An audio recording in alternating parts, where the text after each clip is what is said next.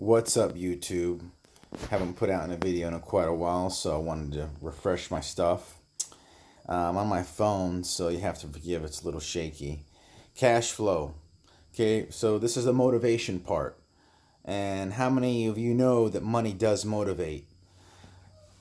Some people, most people. 99% of the people are motivated by money. That's what it is. So let's talk about real estate. Real estate, everybody wants that what's that special words? It's called passive income. Passive income is different from active income. Passive income is money that's going to come every month, no matter what you do, that it's going to consistently hit your bank account. Real estate is considered passive income. So I have real estate property. I'm going to share with you a couple ideas that will help you if you decide to get into real estate, which I highly recommend. I'm wearing this Grant Cardone hat, but he's a big real estate guy, and he talks about it as well. Definitely recommend checking out one of his videos and try to get vision.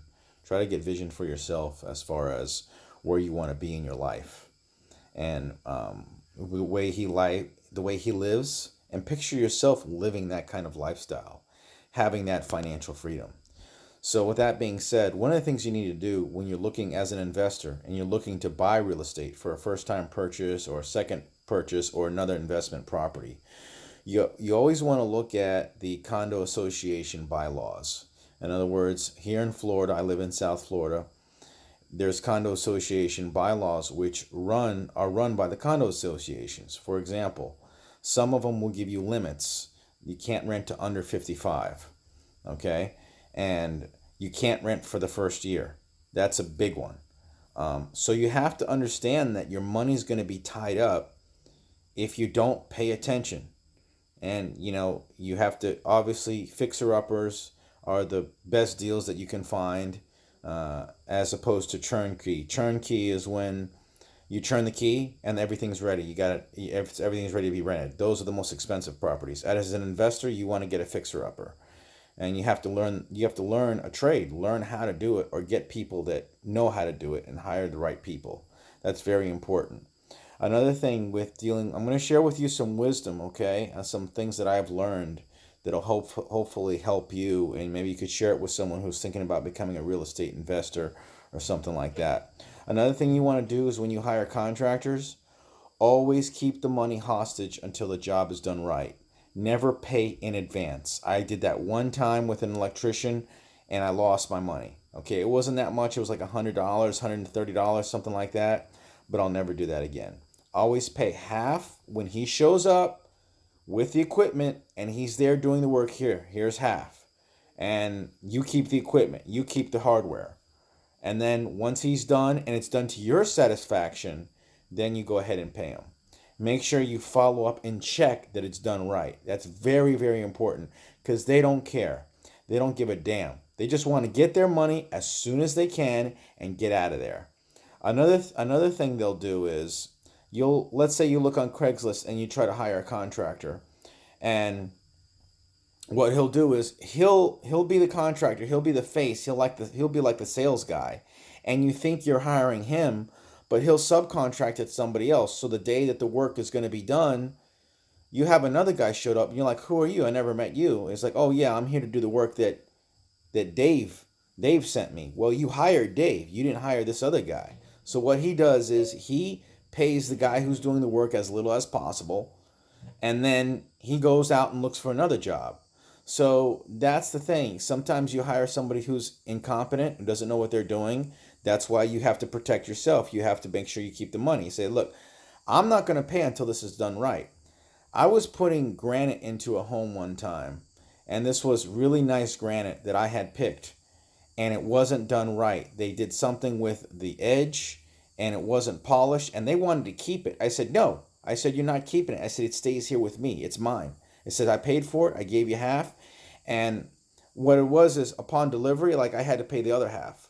And what it is I had to cancel the check. I said, "No, I'm canceling this check because it's not done right. I'm not going to go ahead and prepay you until you install this stuff correctly." So that's one of the things you're going to have to find. And South Florida is full of sly, slithery, snaky, sneaky, shady people. Okay? And that's everywhere. Business is the hardest sport you'll ever do. It's a ruthless, ruthless sport. So you have to understand that if they can take advantage of you, they will. Don't expect the worst in people, yet prepare for the worst, yet expect the best out of them. Let me rephrase that. Expect the best out of people, yet prepare for the worst. Make sure you guard your money. Keep your money like the bank. When you go for a loan from a bank, you got to go through all these hoops and all these different things in order for them to approve the loan. Okay, my last loan was like in 2004. Okay, long time ago, and I had to go through a lot of hoops, or they wouldn't give me the money. That's what you got to do. You got to protect yourself. You got to protect your money. You got to protect your assets, because you can lose money in real estate. For example, like if you don't read the association bylaws and you buy an apartment, let's say it's $30,000, and you don't read the bylaws that says you can't rent it out, or it's a 55 and over community, you're going to lose money, because you're not going to be able to rent it out to someone who's over 55, and half the time they're on Social Security on a fixed income salary. So you're not going to make money. And the whole point of being in business and being in real estate is to make money. Okay, that's what you want to do. You want to make money. You want to minimize your risk. Okay, I have all my money I put in, instead of putting in the bank, I put it in real estate, and I get interest on my money. My money continues to grow, and it'll continue grow for my children and my children's children. Okay. One thing you can do is lots of things you can do with real estate. You can if you own your property free and clear, you can own or finance your property, which will give you a tremendous amount of money back, as opposed to selling it outright. Another thing you want to take into consideration is when you do sell your property, you're going to get hit hard with taxes. Now, what you can do, let's say you sell a property for $1 million, you can do a 1041 exchange. And let's say your profit off that $1 million, on that $1 million sale, you bought it for $250,000 and you sold it for $750,000 profit. Well, here in the state of Florida, anything under $250,000 is non-taxable for a single, but if it's married, it's $500,000. Be advised, I'm not an accountant. I'm not giving you legal or financial advice. I'm just sharing you some of my personal opinion and experiences. Okay. So with that being said, is you have all this, you have a profit. Let's say you have a profit of $750,000. You can do a 1041 exchange, and you basically you buy another investment property, and you defer those taxes to when you sell your other investment property. So you keep on making that money, you reinvest it. You make that money and you reinvest it. You make that money and you reinvest it. And all the while, you're getting rich. All the while, people are paying you rent. All the while, you're the boss. All the while, you're the one making the decisions. That's what you want to do. That's what you want to do. You want to be able to be the head and not the tail. You want to be above and not beneath. Okay? So, those are a couple things that I have learned.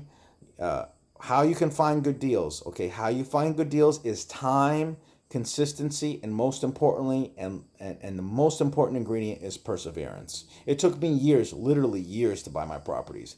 Every time I was getting outbid. This was back in 2010, and every time other people were buying outbidding, we would do a bidding war, and I don't know what the bid is. I just bid what I think is comfortable for me, and then someone will go and do that. Distressed property, short sales. That's another way you can make money. What a short sale is let's say somebody can't pay their mortgage and it's about to go into foreclosure. You come along as a potential buyer and say, "I'll pay it. I'll pay for the property, and I'm going to pay $100,000 less."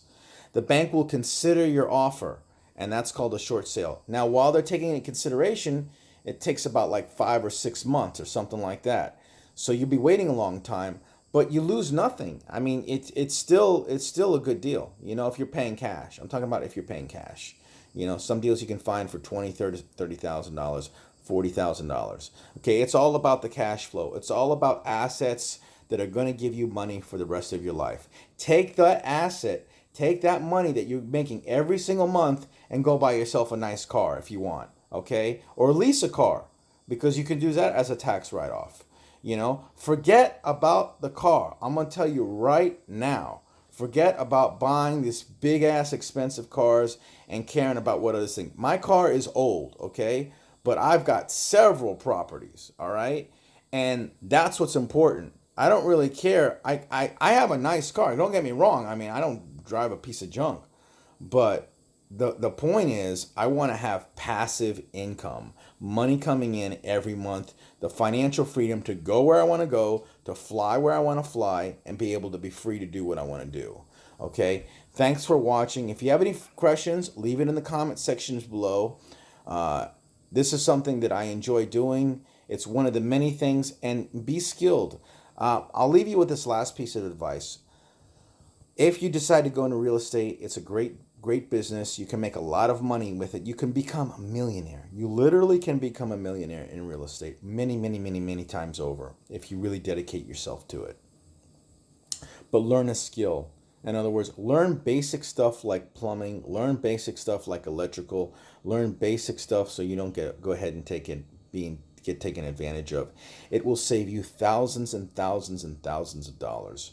Nobody's going to care about your business like you do. I promise you that. They will not care. They will contractors, people you hire, they will do as little as possible because they want to get paid and they want to leave and go on to the next job.